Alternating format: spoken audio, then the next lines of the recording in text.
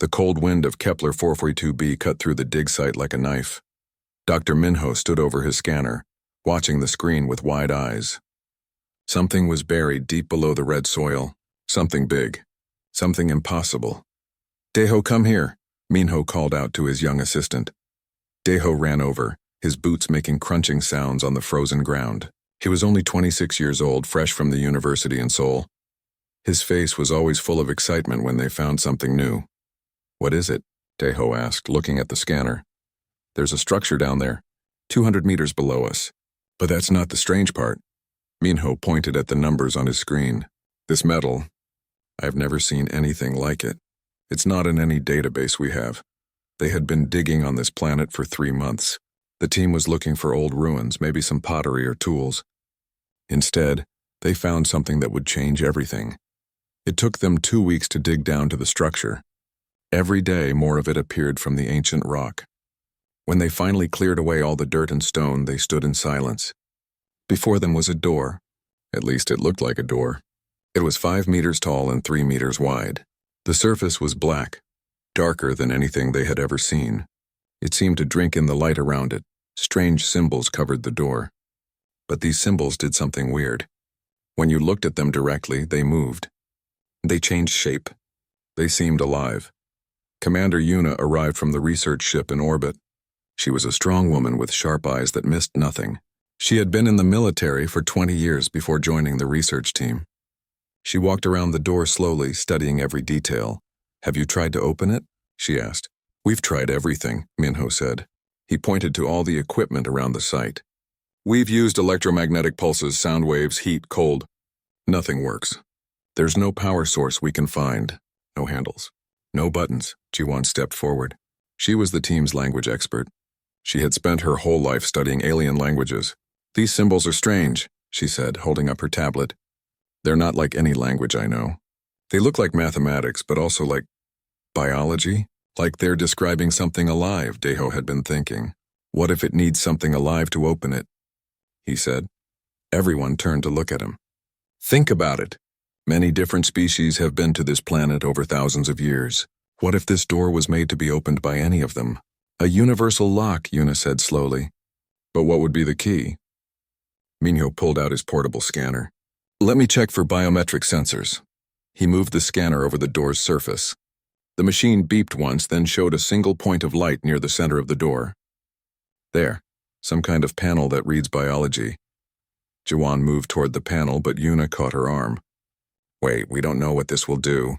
Let me try first." Yuna pressed her hand against the spot where the scanner had indicated. For a moment, nothing happened. Then everything changed. The black surface rippled like water when you throw a stone into it. Symbols raced across the door, thousands of them, maybe millions. They moved so fast that nobody could read them. Then the door made a sound like a deep breath and light appeared in the air in front of them. "I'm recording this," Minho said.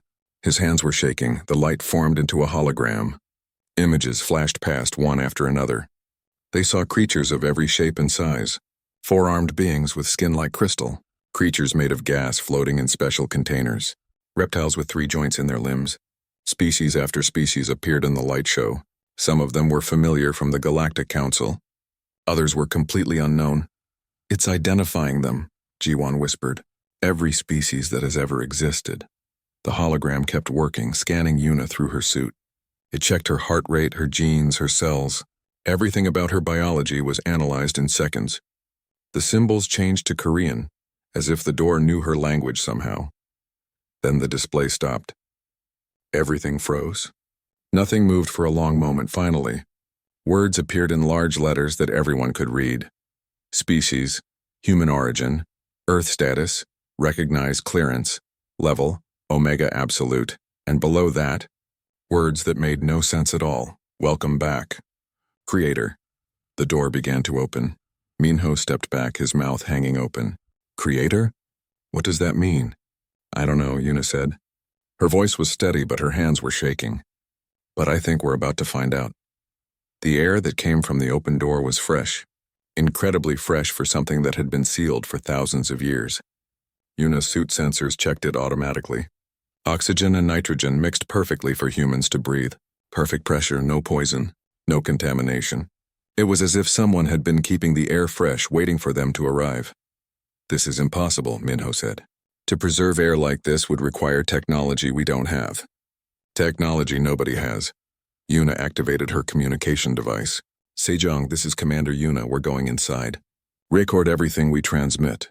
"Confirmed, Commander," came the reply from the ship in orbit. "All sensors are recording." "Be careful." They entered slowly. Yuna went first, then Minho, then Daeho, then Jiwon. Emergency lights turned on as they walked through the doorway. The room inside was huge, much bigger than it should be. From the outside, they had dug up a structure maybe 10 meters across, but inside the room was at least 100 meters wide. The ceiling was high above them, curved like a dome. "The space doesn't match," Minho said, his scanner making strange noises. "This room exists partially outside of normal space. The technology to create this shouldn't exist." The walls had alcoves cut into them, hundreds of them, maybe thousands. Each alcove contained a pod made of glass or crystal. Inside the pods floated objects, tools, weapons, crystals full of data, things they couldn't identify. Each pod had a holographic display showing information about what was inside. Jiwon walked to the nearest pod. "This is Vexian combat armor. But look at the date." Her voice was strained. 47,000 years old. She moved to the next pod. "A Nephri consciousness matrix. 23,000 years old." She kept going, checking pod after pod. "Korthan mathematical books. 18,000 years old." Her voice grew more and more stressed. "These are artifacts from civilizations that supposedly evolved separately, independently. But they're all here, stored, cataloged, preserved." "Look at how they're arranged," Minho said. He was studying the pattern of the pods. "They're in order by time, but also by how advanced each civilization was. This isn't just a museum. It's a progress chart, a record of how species developed." Daeho had wandered deeper into the chamber. His shout echoed back through the huge space. "You need to see this!" They found him standing before a raised platform in the center of the room. On the platform was a pedestal, and above that floated a sphere of pure light. The sphere pulsed like a heartbeat. Around the platform, holographic screens showed star maps, not just maps of their galaxy, but of hundreds of galaxies. Each one was marked with symbols and dates. "What is this place?" Jiwon asked in a whisper. The sphere of light pulsed brighter when she spoke, as if it heard her. A new hologram appeared. It was a figure that looked like a person, but was clearly made of light and data, not flesh and bone. "Welcome, inheritors," it said. The voice was in perfect Korean, though somehow everyone knew that each person heard it in their own language. The figure stood before them, patient and still. "I am the custodian. I am the final servant of the architects. You are the first to return in 53,412 years." Nobody spoke. They were all too shocked. "Architects?" Yuna finally asked. "Who were they?" The custodian looked at her. Though it had no real face, just light, they could all feel its gaze. "You were," it said simply. "You are? You will be." The words hung in the air like a physical thing. Minho stepped forward, his scientific mind trying to make sense of what he was hearing. "Explain," he said. "Are you saying humans built this place?" "Not these humans," the custodian replied. "Not you as you are now. But your species, yes. Long ago, before the Great Silence, humanity reached the highest point of existence. You had mastered energy. You had mastered matter. You had mastered time itself. You planted life across galaxies. You helped primitive species evolve. You guided civilizations. The Galactic Council and all its members are your children, your grand design." The star charts around them shifted, showing Earth, but not Earth as it was now. This Earth was covered in cities of light. Massive structures reached into space. Ships of impossible size traveled between stars. Jiwon stared at the images of ancient Earth with tears forming in her eyes. The cities looked like dreams made real. Towers of light reached into the sky. Ships moved between them like schools of fish in the ocean. It was beautiful and terrifying at the same time. "That's not possible," she said, her voice shaking. "We have records. We have archaeological evidence. Human civilization began 10,000 years ago with farming. Before that, we were primitive. We lived in caves. We hunted with stone tools." The custodian's light form seemed to nod, though it had no real head. "By design," it said. "The architects understood the danger of their own power. They had seen it before in other species they had helped evolve. They had seen it in other galaxies they had explored. Absolute power corrupts absolutely, even the most kind and gentle beings. Especially them. The hologram changed. Now it showed humans, but different humans. They were taller, more graceful, with eyes that held the weight of thousands of years. They stood in a vast assembly hall, talking, arguing, debating. The architects made the most difficult choice any civilization has ever made. The custodian continued. They chose to forget, to reset themselves, to seal away their technology and their knowledge. They chose to return themselves to a state of innocence. They scattered their species across one small planet. They wiped their own collective memory. They set their genetic code to slowly change, removing the improvements they had given themselves over millions of years of evolution. Daiho stepped closer to the hologram. His young face was full of confusion. Why would they give up so much? So that their children could grow without the shadow of their creators hanging over them, the custodian said. The species they had guided needed to develop naturally without interference, and humanity itself needed to be reborn, to rediscover wisdom through struggle, to learn compassion through hardship, to find strength through facing challenges. Yuna felt her heart pounding in her chest. Her military training told her to be skeptical, to question everything. But the evidence was all around them. The technology that shouldn't exist, the perfect preservation, the knowledge of species from across the galaxy. But you said welcome back, she said. Why? Why build this place if they wanted to forget? The custodian turned its light form toward her. Because the architects were wise, but they were not all-knowing. They knew that dangers might arise that their children could not face alone. They knew that one day, humanity might need to remember who they were, so they built vaults like this one across the galaxy. Fail-safes, waiting for the day when humans would advance enough to find them, waiting for when the need would be great enough to justify the risk of remembering. The custodian gestured, and the chamber filled with new images, wars between species, cosmic threats, dark spaces between stars where something evil stirred, something that made the hair on the back of Yuna's neck stand up. That time is coming, the custodian said. The silence that ended the architect age is breaking. What was sealed away is waking up. And humanity, innocent and young and forgotten, must choose. You can reclaim your inheritance and stand against the darkness, or you can remain as you are now and hope that your children can survive without you. Silence filled the enormous chamber. 4 humans stood before the weight of impossible history. They were trying to understand a truth that changed everything they knew about themselves and their place in the universe. Minho was the first to speak. As a scientist, his mind was racing through possibilities, checking evidence, looking for flaws in the story. But he couldn't find any. Everything fit together too perfectly. What happens now? He asked. Now you must decide, the custodian said. The knowledge here can be released to humanity. The technology can be restored. The genetic locks can be removed. You can reclaim what your ancestors gave up. But understand this. Once begun, the process cannot be stopped. Humanity will change. The galaxy will change.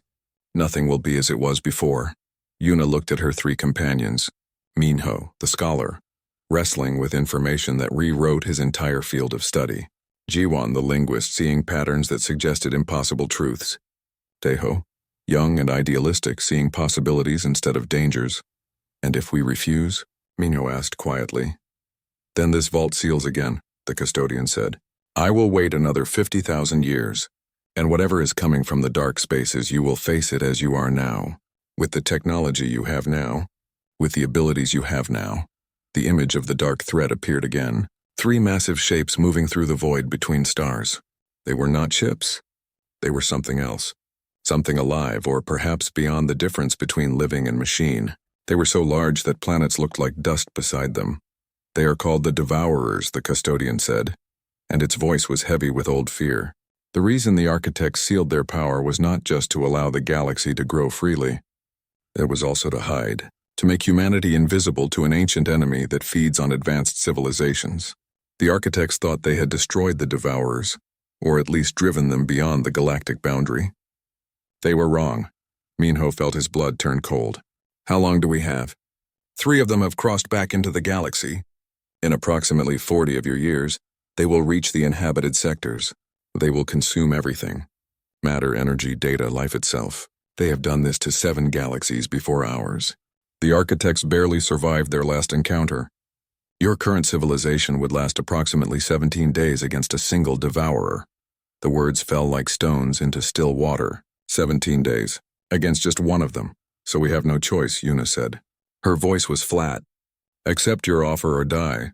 No, the custodian said, and its voice was surprisingly gentle. You always have a choice.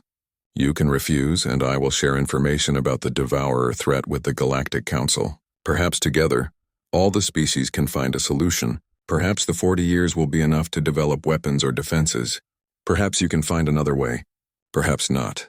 Or we become what we apparently once were, Minho said softly. And fight. If you choose to restore humanity, you will not do so alone, the custodian said. The other species of the galaxy are your children by design. But they are also fully intelligent, fully independent. You would not rule them. You would guide them, protect them, as the architects once did. Together you would face the Devourers. Together you might win. Una activated her communication device. Sejong, are you getting all of this? Every word, Commander, came the reply from orbit. We've been transmitting it back to Earth Command in real time. They want to speak with you. The hologram in front of them split. Now they could see Admiral Taewon, his face stern from the ship above. Another face appeared, older and carrying the weight of authority. Secretary General Borum from Earth Government, calling from halfway across the galaxy. Commander Una, Borum said. Her voice was steady, but they could hear the stress underneath. We've heard everything. The Council of Earth is meeting now. But we need your assessment. You're there. You can see this facility. You've spoken with this custodian. What do you recommend? Una looked at her team. I think we need time. We need experts to verify this information. We need to consult with the Galactic Council. We need to study the technology here.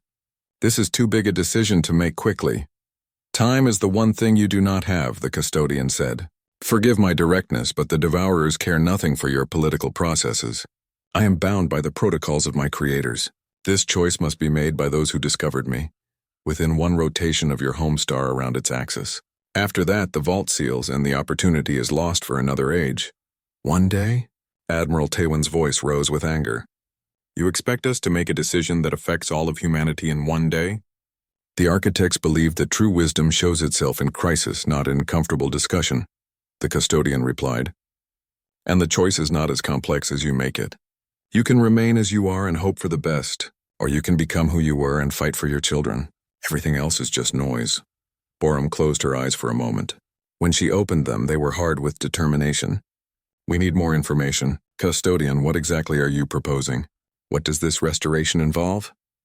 The custodian brought up new displays, charts showing human DNA, with certain sections highlighted, technical specifications for devices they couldn't understand, timeline projections for how the restoration would work, a phased release of knowledge and technology, it explained.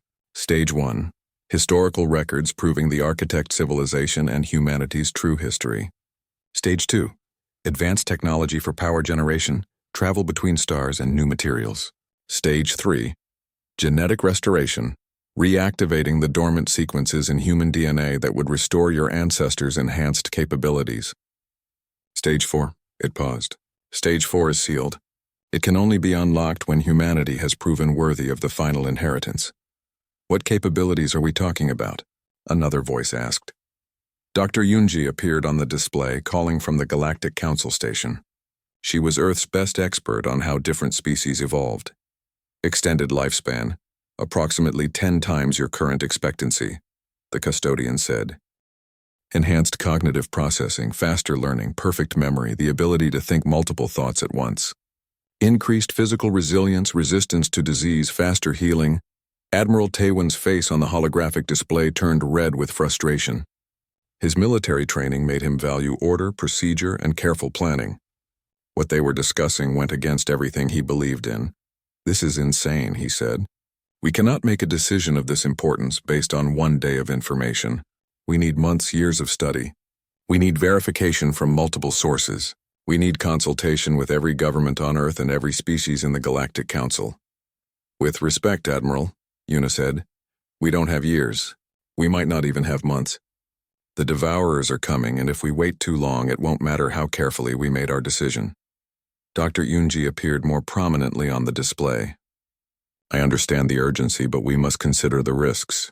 What if this is a trap? What if the custodian is lying? We've encountered deceptive technology before.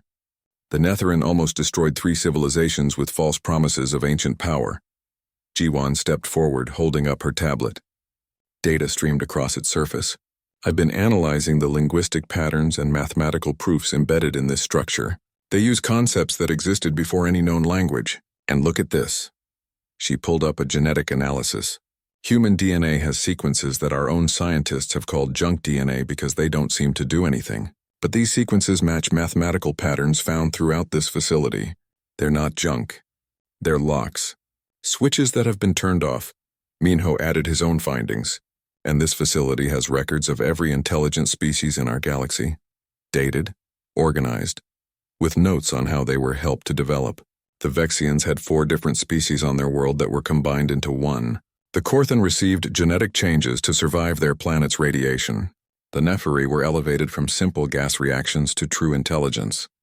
Every species has a file. Every species has notes written in human mathematical language. That proves genetic engineering happened, Taewon said.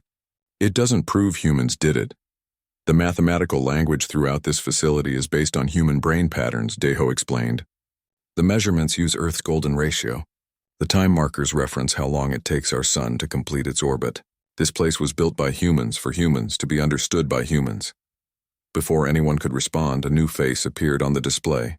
It was Secretary General Borum again, but this time she looked tired. Lines of stress marked her face. I've been listening to everything, she said, and I find myself in the impossible position of believing something that should be impossible. But belief is not enough. We need consensus. We need the Galactic Council to be part of this decision. They should be part of it, Yuna agreed. This affects everyone, not just humans. The custodian had been silent, listening to the debate. Now it spoke again. Perhaps a compromise. Release Stage 1 immediately. The historical records. Let the galaxy see the truth about the architects and the devourers. Then you can make informed decisions about whether to proceed with Stages 2 and 3. Borum considered this. That's actually reasonable. If we release the historical data, experts from every species can study it, verify it. We can see if the information is accurate before we commit to anything more. And if the Council refuses to allow further restoration after seeing Stage 1, asked Taewon, then we will have at least warned them about the devourers, Yuna said. They can prepare defenses, research weapons. Even if we remain as we are, at least we'll know what's coming. The debate continued for hours. Experts joined the conversation from across human space in the Galactic Council. Questions were asked and answered. Concerns were raised and addressed. But slowly, painfully, a consensus began to form. Finally, Borum spoke with official authority. By the power given to me by the United Earth Government, and after consultation with our military and scientific leadership, I authorize the release of Stage 1. Custodian, show us who we were, the custodian bowed, a gesture that seemed almost human despite being made of light. As you wish. But understand this. Once you see the truth, you cannot unsee it. Once you know who you were, you cannot return to who you are. The path forward runs only one direction. We understand, Yuna said. Show us. The chamber flooded with light and data. The custodian began transmitting information to the ship above, which relayed it back to Earth and the Galactic Council station. 50,000 years of history flowed out of the ancient vault. Technical specifications for impossible technology, genetic maps that decoded every sequence in human DNA, and most importantly, visual records of the architects themselves. Every screen across human space showed the same images. Humanity as it once was, tall graceful beings with eyes full of ancient wisdom. The architects moved between stars as easily as walking. They shaped worlds with their technology. They raised primitive species to civilization with gentle guidance. In Seoul, crowds gathered in public squares to watch the holographic displays. People cried as they saw their true history. In the Mars colonies, miners stopped their work to witness their ancestors crossing vast distances between galaxies in ships of impossible beauty.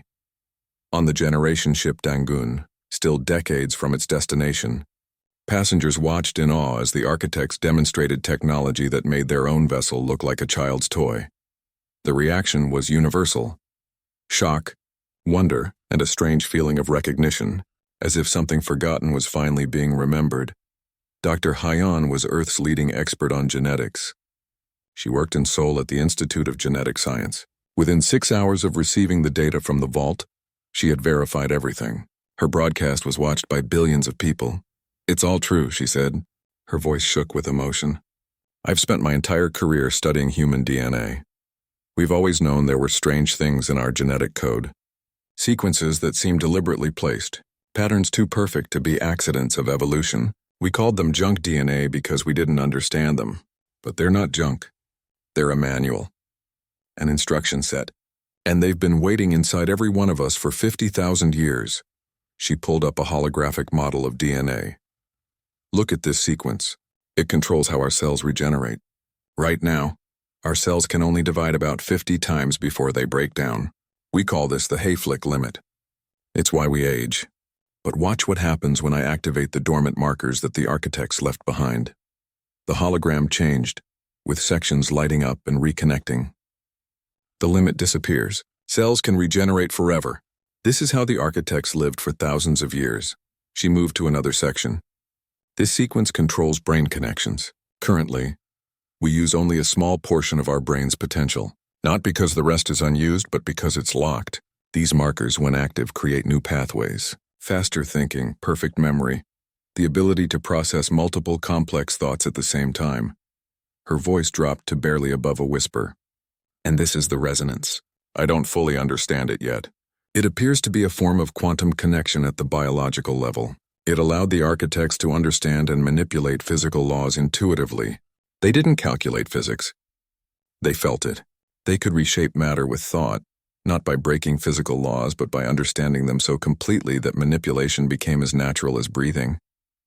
She looked directly at the camera. "This is inside all of us. Every human being carries this potential. We are not weak. We are not young. We are sleeping gods waiting to wake up." The phrase spread across human space like wildfire. Sleeping gods. But not everyone was happy about the revelation. On the Galactic Council station, an emergency meeting had been running continuously for 18 hours. The chamber was designed to hold many different species in their preferred environments. Now it was filled beyond capacity. High Counselor Vax of the Vexian Union called for order. His forearms rose in the air. "This is unprecedented. In 500 years of Galactic Council history, we have never faced such a revelation. If humanity's claims are true, if they were indeed the architects, then our entire civilization is built on their design. It's slavery," hissed Counselor Thrax. He was a Korthan, and his scales had turned dark purple with anger. "We were created, manipulated, guided like toys for children. Our cultures, our religions, our histories are all lies, all controlled by human puppet masters." Ambassador Dongyun stood to defend humanity. He had been Earth's representative to the Council for 10 years. "Not puppet masters, parents. The architects helped your species evolve because they saw potential. They wanted to help you grow, not control you. They gave you the tools for civilization and then stepped back to let you develop naturally. After destroying themselves," Thrax shot back. "How convenient. They pretend to die, watch us grow, and now that danger appears, suddenly they remember their power. This is manipulation on a scale we've never seen." "The Devourers are real," Dongyun said firmly. He displayed the data the custodian had provided. 3 of them have entered our galaxy. In 40 years they will reach inhabited space. This is not about human power or control. This is about survival. A Nepheri delegate spoke, its gaseous form pulsing with colored lie. Back on Kepler 442b, Yuna and her team watched the council debates with growing worry. The holographic displays showed angry faces from dozens of different species. Some were shouting. Some were scared. All of them were suspicious of humanity. "This is going very badly," Jawan said. She scrolled through news feeds from different planets. Half the council wants to reject humanity completely. There's talk of sanctions. Some species want to cut off Earth from all trade routes. Minho watched the angry debates with tired eyes. "They're afraid of us. Afraid of what we might become. Can we blame them?" Deho asked quietly. He pulled up more news feeds. "Look at this. Religious movements on some worlds are declaring humans to be ancient demons. Conspiracy theories claiming we deliberately made ourselves primitive to infiltrate the galaxy. Some groups are calling for military action against Earth before we can restore our power. Yuna added her own news sources to the display. And on Earth we have our own problems. Human supremacist movements are growing, people demanding immediate genetic restoration so we can reclaim our rightful place as rulers of the galaxy. Religious leaders claiming we are gods who forgot our divinity. The custodian appeared beside them. Its light form seemed dimmer than before, as if tired. This is expected. Fear and pride. The twin failures that destroyed 1,000 civilizations before yours. The architects understood this. It's why they chose to reset themselves. Then maybe we shouldn't restore at all, Yuna said. Maybe the risk is too great. Maybe we should stay as we are and find another way to fight the Devourers. Perhaps, the custodian agreed. But then the Devourers come and everything ends. You would face them with your current technology, your current abilities, and you would lose. Choose fear over power and you choose extinction. There has to be a middle way, Minho insisted. Some path that doesn't end in either tyranny or death. History suggests otherwise, the custodian said. Power half used is worse than no power at all. If you restore partially, you gain enough capability to become arrogant, but not enough to truly win. The architects learned this lesson the hard way. Half measures against absolute threats lead to absolute defeat. An alert chimed on their communication system. Secretary General Borum's face appeared, and she looked even more exhausted than before. Commander Yuna, we have a serious problem. The Galactic Council has issued an ultimatum. Either humanity agrees to submit to Council oversight, including strict restrictions on genetic research and technology development, or Earth will be completely isolated from all galactic contact. Admiral Taywin's voice added from somewhere off-screen. They're forcing our hand. Accept being treated like children who can't be trusted, or face total isolation from the galactic community. What do you recommend, Secretary General? Yuna asked. Borum's face showed the strain of impossible choices. Politically, I have to negotiate. We can't afford isolation. Humanity depends on galactic trade, technology exchange, and mutual defense agreements, but... She paused, her jaw clenching. But as a human being, I find myself deeply angry at being told by civilizations we apparently created that we must remain weak for their comfort. Pride speaking, the custodian observed. Already, seeds of resentment are growing. This is how it always begins. Reasonable disagreements become bitter divisions. Divisions become hatred. Hatred becomes war. So what do we do?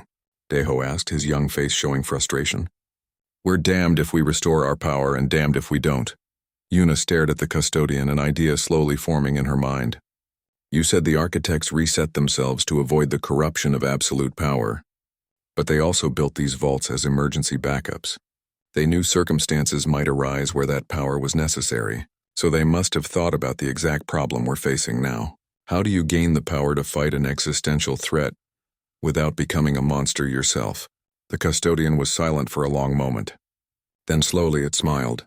The expression looked surprisingly human for an artificial intelligence made of light. There, it said. That is the question the architects spent 1,000 years trying to answer. And they did find an answer.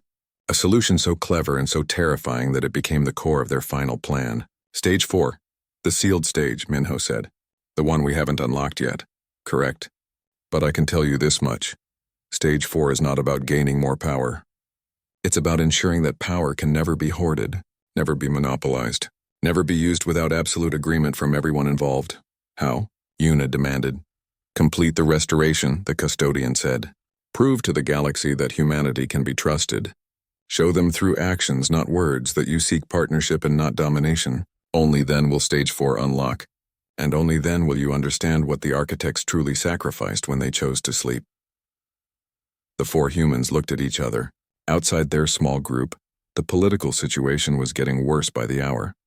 Fear was spreading across the galaxy like a disease. We need to make a statement, Yuna said finally. Something that shows we're serious about working together. Custodian, can the restoration process include other species? Can we bring them into it? The custodian seemed surprised. You wish to restore them as well? To give the architects enhancements to those who were once your children. They're not children anymore, Minho said, understanding what Yuna was planning. They're equals. If we restore only humanity, we create exactly the hierarchy everyone fears. But if we offer the restoration to all species, if we share what we're about to become, then we're not claiming dominance. We're lifting everyone together. The architects never considered this possibility. the custodian said slowly. Their plan always assumed humanity would restore alone and guide the other species as before. Then their plan was incomplete, Jiwan said firmly. Maybe that's why it failed. Maybe that's why they had to reset themselves in the first place. They kept trying to be parents, to maintain control. But children grow up. It's time everyone grew up together. The custodian stood in silence, its light form flickering as it processed this new idea. Finally, it spoke. I am bound by the architect's original protocols, but I'm also programmed to serve humanity's best interests, and I must conclude that you may be wiser than your ancestors. Very well. I will modify Stage 2 and 3 to allow for multi-species restoration. But understand, it will be slower, more complex, and far more dangerous. Genetic restoration across multiple species simultaneously has never been attempted. We'll figure it out, Deho said with youthful optimism. Together. Then make your proposal to the council, the custodian said. But make it quickly. They convene for a final vote in 6 hours. After that, Earth's fate will be decided one way or another. Yuna immediately contacted Ambassador Dongyun at the council station. We have a proposal that might change everything, she told him. But you need to trust us. 6 hours later, the Galactic Council chamber fell completely silent as Dongyun stood to address the assembly. Every species in the known galaxy was watching. The chamber was filled with beings of every imaginable form. Crystalline Vexians reflecting light, gaseous Nephori swirling in their containers, reptilian Korthan coiled and watching, dozens of others, each unique, each waiting to hear what humanity would say. Honored delegates, Dongyun began, I stand before you not as a representative of humanity's past, but as someone hoping for our shared future. The revelations of recent days have shaken all of us. They challenge our understanding of history, of freedom, of identity. Your fear and anger are completely justified. Muttering rippled through the chamber. Counselor Thrax's scales darkened with suspicion. Empty words. You stand there with the genetic potential of a god, telling us you understand our fear. You understand nothing. You're right, Dongyun said. The admission surprised everyone into silence. I don't understand. I can't truly know what it feels like to learn that your species' evolution was guided by others. But I can understand betrayal. I can understand the terror of watching someone you thought was equal reveal themselves as far more powerful. He activated a hologram showing the magnificent architects in their ancient glory. Look at them. Our ancestors. What we could become. They were capable of miracles. They could have lived forever, ruled eternally, shaped the galaxy however they wished. And they chose not to. They chose to give up that power. To become vulnerable. To reset themselves to innocence. Why? Vax leaned forward with interest. You claim it was kindness. That they wanted to give us freedom. Partially, Dongyun agreed. But I think it was more than that. The records show the architects weren't unified. They were constantly debating the ethics of helping other species evolve. Some believed they had the right to shape the galaxy. Others believed any interference was wrong. The conflicts almost destroyed them before the Devourers did. He paused, letting his words sink in. The reset wasn't just about your freedom. It was about saving themselves from their own power. They understood something fundamental. Absolute power corrupts, and absolute wisdom is impossible. No matter how advanced or intelligent or long-lived you become, you cannot escape personal bias, preference, and fear. The architects were not gods. They were people, flawed and uncertain, struggling with the weight of their own capabilities. Dongyun brought up projections of the approaching Devourers on the holographic display. The massive shapes moving through space made everyone in the chamber feel small and vulnerable. The timelines were stark and frightening. 40 years until first contact. 3 years until the first inhabited system would fall. 10 years until half the galaxy would be destroyed. We face extinction, Dongyun said quietly. The Devourers don't care about our debates or our political systems. They only care about consumption. Without the architect's power, we will all be consumed. Every species, every world, everything we've built together will be erased.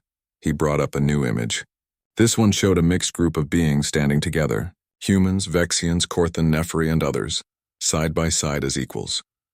We propose something that has never been done before. Collective restoration. Not just humanity, but all species who wish to participate. The custodian has confirmed it's possible. The genetic and technological improvements that made the architects powerful can be adapted for every species in the Council. We would grow together, learn together, face the Devourers together, not as parents and children, not as rulers and subjects, but as true equals. The chamber exploded with noise, shouts of approval mixed with roars of protest, a chaos of voices all speaking at once in dozens of languages. Vax raised his forearms high, calling for order. "This is insanity," Thrax hissed when the noise finally died down. "You want us to transform into something we've never been, using technology we don't understand, from a species we don't trust. How is this different from the manipulation you already did to us?" "Because this time you choose," Dongyun said firmly. "The architects made decisions for you before you were even aware enough to have opinions. This time every species decides for themselves. Every individual decides for themselves. Nobody is forced. Nobody is tricked. We offer the choice openly and honestly." He outlined the detailed plan that Yuna's team had spent hours developing. Stage restoration beginning with volunteers from each species. Careful monitoring at every step. Committees made up of all species to oversee the process. Shared access to all data and research. Democratic decision-making at every stage. And most crucially, a binding agreement that no species could complete their full restoration until all other participating species also completed theirs. "We grow together or not at all," Donghyun said. "Nobody gains an advantage. Nobody has power over another. We become a civilization of equals who choose to face the darkness as one." "And stage 4? Vax asked shrewdly. "The final stage that remains sealed? Unlocks only when all participating species agree unanimously to proceed. Not a simple majority vote. Not political maneuvering. Every species, every delegate, every voice must say yes together. Complete consensus or it stays locked." A long silence followed. Then, unexpectedly, a Nephori delegate pulsed bright blue, the color their species used to show deep thought. "This proposal addresses many of our concerns," the Nephori said through its translator. "But it requires something we have rarely achieved in Council history. Complete trust, absolute trust between species with different biologies, different philosophies, different fears. Why should we believe such trust is possible?" Dongyun looked around the enormous chamber at all the different species gathered there. "Because you've already done it.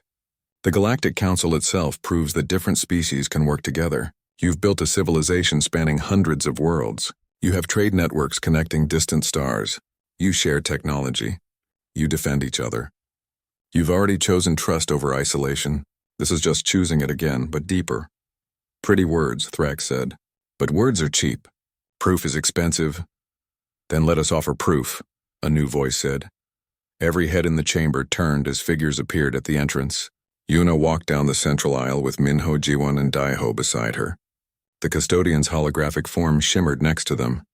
"We 4 are the ones who discovered the vault," Yuna said. Her military bearing was clear in how she stood and spoke. "We could have kept it secret. We could have restored only ourselves. We could have claimed the architect's power for humanity alone. But we didn't. We brought it to all of you because we believe the galaxy belongs to everyone who lives in it." Minho stepped forward. "And to prove we mean what we say, we volunteer to undergo the first stage of restoration here before the Council, with full monitoring by your best scientists. You can watch every change happen in our bodies. Study every effect. We're offering ourselves as test subjects so you can verify the process is real and safe before any of you commit your own people." "You would allow us to experiment on you?" Vax asked with disbelief in his voice. "We would allow you to verify the truth," Jiwon corrected him, "to see that we're being honest about both the risks and the benefits. And if something goes wrong, if we're harmed or the process fails, you'll know before any of your own people are put at risk." Daiho smiled nervously. "Plus, if we do turn into evil monsters drunk on power, you'll be right here to stop us before we can do any damage." The small joke broke some of the tension. A few delegates made sounds that might have been laughter in their various languages. Thrax studied them with unreadable eyes. "And if we refuse? If we decide that even your collective restoration is too dangerous, then we respect that decision," Yuna said simply. "We'll seal the vault and return to Earth. We'll face the Devourers with whatever we have now. We'll stand with the Council regardless of whether you choose to stand with us in restoration. That's what real allies do." The custodian spoke then, its artificial voice somehow carrying genuine warmth. "The architects were not perfect beings. They made mistakes. They held prejudices. They acted from fear and pride just like any mortal creatures. But in their final act, they tried to give the galaxy a gift, the freedom to grow without their shadow hanging over everything. These 4 humans before you have honored that gift. They could have claimed godhood. Instead, they offer partnership. The choice of how to respond belongs to you. Vax talked quietly with other senior counselors. The private discussion seemed to last forever, though it was really only a few minutes. Finally, he stood tall. The council will vote on 3 measures. First, whether to accept humanity's proposal for collective restoration under the protocols outlined. Second, whether to allow these human volunteers to undergo initial restoration here under council observation. Third, whether to form a joint task force of all species to study the devourer threat and develop defense strategies. Delegates, enter your votes now. The holographic display lit up with symbols representing each species' vote. Blue meant approval. Red meant rejection. Yellow meant abstaining from the decision. The symbols flickered and changed as delegates entered their choices. Una held her breath. This was the moment that would determine everything. Not just humanity's fate, but potentially the fate of all civilization in the galaxy. The final results appeared on the display. Measure 1. Approved. 73% in favor, 19% opposed, 8% abstaining. Measure 2. Approved. 89% in favor, 7% opposed, 4% abstaining. Measure 3. Approved. 97% in favor, 2% opposed, 1% abstaining. The chamber erupted in discussion again, but this time the tone was different. Not angry or fearful, but excited and uncertain in equal measure. Dongyun felt his knees go weak with relief. They had done it. Not unanimously, but overwhelmingly. The galaxy had chosen to face the future together. Vax stood again, his crystalline features catching the light in patterns that showed satisfaction. Then it is decided. The Joint Defense Task Force will meet immediately. The restoration observation will begin within 3 standard days, and all species who wish to participate in collective restoration may begin recruiting volunteers from their populations. He looked directly at Una and her team. I hope you understand what you've committed yourselves to. You will be studied more closely than any beings in recorded history. Every change in your biology will be documented. Every shift in your thoughts and feelings will be analyzed. You will have no privacy and no secrets for the duration of the process. Are you truly prepared for this? Una didn't hesitate even for a moment. Yes, for the chance to save our civilization and prove that species can trust each other? Absolutely yes.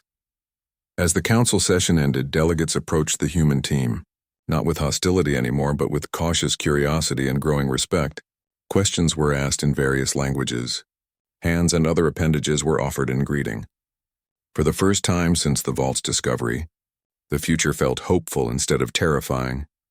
But watching from the shadows of the gallery above, Ambassador Kyung of the Mars Colonial Authority felt something very different as he observed the proceedings. His mind was already calculating possibilities and opportunities, collective restoration, democratic oversight, mutual consent requiring everyone to agree, all obstacles to be worked around or overcome. Some humans, he knew, would not be content with this slow, monitored progress toward power. Some would want the architect's full abilities now, immediately, without the burden of sharing or waiting for alien species to feel comfortable.